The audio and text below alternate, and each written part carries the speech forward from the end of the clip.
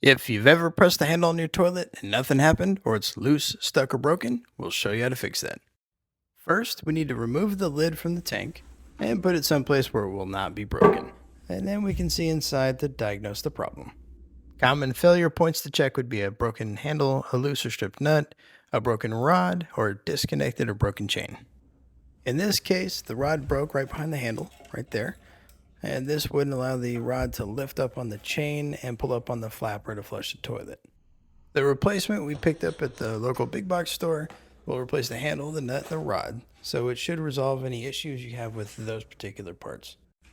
We need to remove the old parts, and we start by disconnecting the chain. This one had a little clasp to squeeze, and it looks like this. If you look at the back of the package, you'll note that the threads are reversed on these handles, so it's righty-loosey to remove the plastic nut from the back of the handle.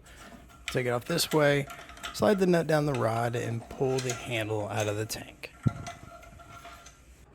Again, the reverse threads to remove the new handle and lever from the package, and then put the rod through the front of the tank and the nut, and lift to tighten this down. Some people do give it a little bit more with a wrench or pliers. I usually go hand tight.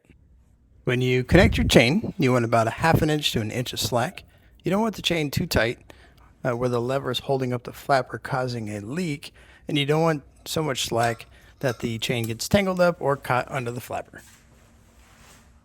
And that concludes the installation. The only thing left is to give it a test.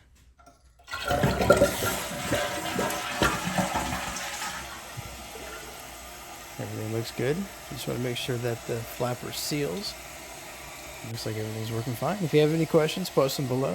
And thank you for watching.